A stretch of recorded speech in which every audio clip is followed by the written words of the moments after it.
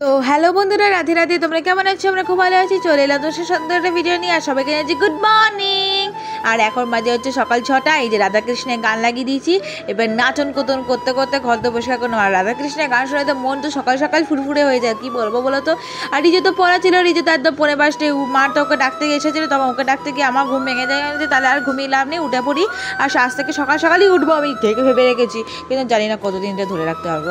এই জন্য কথা বলতে বলতে চলো আমার নিজের কাজগুলো তো শুরু করে দেওয়া যায়। তো রাধাকৃষ্ণের গান চলছে, মনটা সুন্দর শুনতে শুনতে এখন কাজবাজ সেরে নেবো। তো চলো, ভাই তো এখন রেডি হতে গেছে, আর বাবা তো ঘুমাচ্ছে, আর মা তো এখন ওকে রেডি করতে ব্যস্ত। তো যাই হোক, এদিকে দেখো কথা বলতে বলতে বিছানাটা গুছিয়ে ফ্যানটা জায়গায় রেখে দিলাম। তো চলো, এতগুলো জামা কাপড় হয়েছে, সেগুলো গোছাতে হবে। কারণটা হচ্ছে, এত জামা কাপড় হওয়ার ফার্স্ট কারণ হচ্ছে আমার প্রতিদিন কালকে যেগুলো প্রয়োজন সব কিন্তু এখানে খুলে রেখেছি। এখানে বাবার জামা কাপড়ও রয়েছে। আর এই যে চুলটা তারা আগে বেঁধে নিই, কারণ আমার উটকুট চুল একদম ভালো লাগে না। তো চুলে আগে পনি করে নিই, কারণ হচ্ছে ইয়োগা প্র্যাকটিস করবো, তো আবার জানি চুল বাঁধতে হবে। তো এই জন্য তখন তো ইয়োগা প্র্যাকটিস শেখানোর সময় দেখবে বেসিক্যালি খোপা করে থাকা যায় না, চুলটা দেখবে তখন খুলে দিতেই হয়। ওই কারণে আমি খোপা করে রাখতে পারি না। তো যাই হোক, এখন একটা ক্র্যাচে দিয়ে আটকে নিলাম। তো চলো, পুতুলগুলো জায়গা মধ্যে রেখে দিলাম। তো চলো, এবার জামা কাপড় ভাঁজ করার আগে এগুলো সব গুছিয়ে রেখে দিলাম। তো চলো, এবার জামা কাপড়গুলো ভাঁজ করে রাখা যায়। তো এই যে রাধাকৃষ্ণের গান শুনতে মনে হয় যে নাচন কুতন করতেই থাকে। আর দেখো আনলা জামা কাপড়গুলো বাবা কি নোংরা করে রেখেছে, সেগুলো সব গুছিয়ে গাছিয়ে রেখে দিচ্ছি। তো কী করবো বলো তো, এগুলো সব আমাকে করতেই হবে। ঘর দোর পরিষ্কার করা, ফ্রেশ হওয়া, এগুলো তো করতে হবে। আর দেখো যেখানে থাকবো সেখানটা জায়গাগুলো পরিষ্কার করে রাখলে না ভালোই লাগে। মানে যেই জায়গায় থাকবো সেই জায়গায় গোপাল থাকবে, সেই জায়গাটা নোংরা করে রাখা উচিত না, না? ঘর তো পরিষ্কার রাখলে এমনিতে লোকজন এসে বলবে মা কি সুন্দর ঘরটা পরিষ্কার রেখেছে, ভালো লাগছে দেখতে।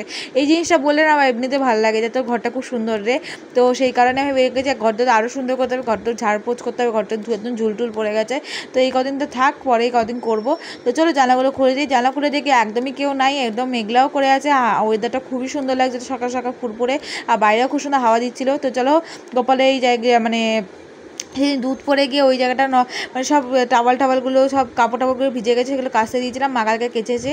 তো কালকে বৃষ্টির জন্য শুকাতে পারিনি বলে আজকে সেই ড্রাই করে রেখেছিলো, সেটা আমি মেলে রেখেছিলো গ্রিলে, সেগুলো এখন শুকিয়ে গেছে। তো যাই হোক, এগুলো আমি ভাঁজ করে রেখে দিলাম। তো এই দিকে দেখতে পাচ্ছ কথা বলতে বলতে জামাকাপড় ভাঁজ করা, ঘর দোর মানে বিছানা গোছানো সব কিছু হয়ে গেছে। তো গোপালের জায়গাটা একটু ভালো করে ঝেড়ে পুঁতে রেখে দিলাম। তো চলো, এবার দেখতে পাচ্ছি এবার ঘরটা ঝাড় দিতে হবে। তো এদিকে হয়ে গেছে কাজ। তো গোপালের গানটা চেঞ্জ করে নিলাম, নিয়ে তারপর এবার ঘরটা ভালো করে ঝাড় দিয়ে দিই। আর এই যে ঝাঁটার অবস্থা যে কী অসুবিধা, আর বাবা কী বলবো তোমাদেরকে, এই ঝাঁটা ঠিক করতে গিয়ে আমার জন্ম লেগে যাবে। আর ঠামিকে বলে নতুন ঝাঁটা এনে দিতে, ঠামিয়ে তো এখন গেছে আগরপাড়া। ঠামি এসে ঠামি বলো ঠিক আছে আমি ঝাঁটা এনে দেবো। চলো ফ্যানটা অফ করে ভালো করে এবার ঝাঁটাটা ঠিক করে বেঁধে নিয়ে এখন ঘরটা ভালো করে ঝাঁট দিয়ে দিচ্ছি। আর ক্যামেরাটা আমি রেখেছিলাম যে এমন জায়গায় যে কিছুই বোঝা যাচ্ছে, এখন দেখছি একটু ব্ল্যাক টাইপের এসেছে। যাই হোক, একটু ম্যানেজ করে নিয়েও দেখার জন্য। এখানে কিন্তু সব লাইটই জ্বলছে, কিন্তু তাও যে এরকম কেন এর আমি বুঝতে পারছি না। তো যাই হোক, ভালো করে ঘরটা ভালো করে ঝাঁট দিয়ে দিলাম। তো চলো জুতোগুলো তুলে নিই, কারণ বাইরেটাও পরিষ্কার করা উচিত না। তো বাইরেটা খুবই নোংরা হয়েছিল, তো একদম ঘর বারান্দা ভালো করে, সিঁড়ির তলা ভালো করে ঝাঁট দিয়ে দিলাম। দেখো সে ওপরগুলোও ঝাঁট দিলাম, কারণ সিঁড়িগুলো নোংরা ছিল একটুখানি। তো ঝাঁট দিয়ে ভালো করে দেখো আমি ভালো করে ঝাঁট দিয়ে তো সিঁড়ির তলাটাও ঝাঁট দিয়ে দিচ্ছি, যাতে ঘরটার সাথে পরিষ্কার পিটপাট থাকে। জানো তো, এই বাড়িতে গোপাল সোনা রাখলে না, গোপাল আর রাধা নাকি ছোট্ট তো বাল্য বয়স্কে শিশু বয়স্কে আমরা পুজো করে থাকি।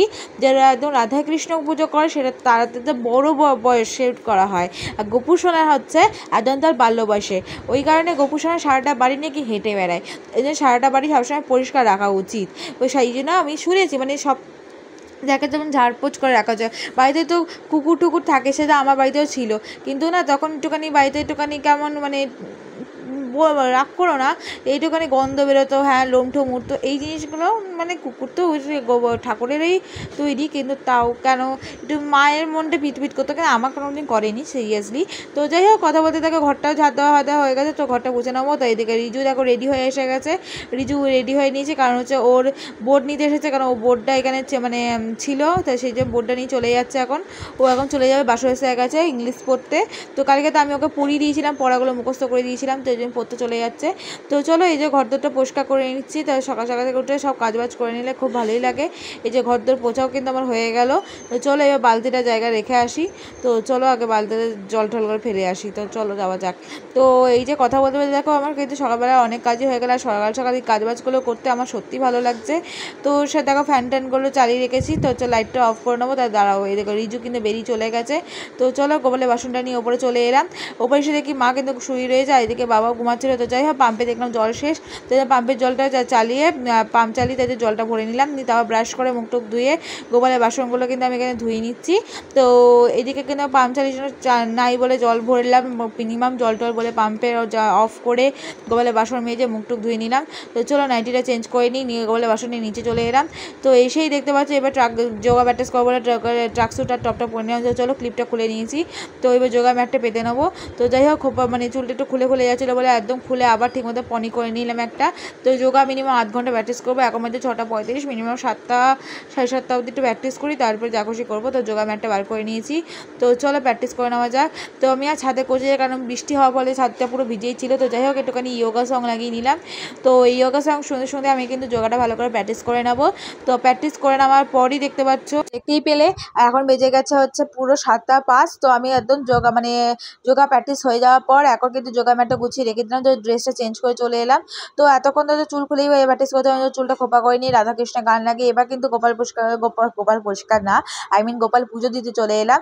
তো সকাল থেকে উঠে দেখলেই তো ঘর দোর পরিষ্কার করা, নিজে ফ্রেশ হওয়া, পাম্পচাই জল ভরা সবই করলাম। তো এবার গোপাল পুজো দেওয়ার জন্য দেখো থালা বাসনগুলো যে কটা লাগবে সেটা রেখে বাইরে তুলে দিয়ে সেগুলো বাসনগুলো ধুয়ে দিলাম। এখানে দেখো ফুল তুলসী পাতা তুলতে এলাম। আর দেখো আমার সোনাদের সাথে দেখা হয়ে গেলো, আমার চিঙ্কির সাথে দেখা করার পর আদা বাদা করে দেখো দরজা আটকে ভেতরে চলে এলাম। নাচন কোতন করতে করতে দেখো থালা গ্লাসগুলো ধুয়ে দেখো জল ভরে দেখো রাতে খাবারটা এখন যে খাবারটা দেবো সেটা দিয়ে দিচ্ছি। তো সারাদিনে জল ভরে তার মধ্যে তুলসী পাতা দিয়ে দেখো রেডি করে দিলাম। তারপর দেখো কাজু কিশমিশ আর জল দিয়ে তুলসী পাতা দিয়ে দিলাম, ধূপকাঠিটা বার করে দিলাম। দেখো এবার সব নারায়ণ পুজো বা নারায়ণ পুজোতে বা রাধাকৃষ্ণের পুজোতে বা গোপালের পুজোতে সবার বা জগন্নাথ দেবের পুজোতে দেবে তুলসী পাতা দেওয়া দরকার, কারণ উনি তো নারায়ণের সব পুজোতে তুলসী পাতা লাগে।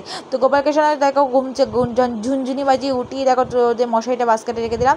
নিয়ে আমার দুই গপুকে একদম গুলু করে আদর বাদর করে প্যান্ট ট্যান্ট ছাড়িয়ে আদর বাদর করে দেখো চান করতে বসিয়ে দিয়েছি, ওদের বিছানাটা গুছিয়ে দিলাম।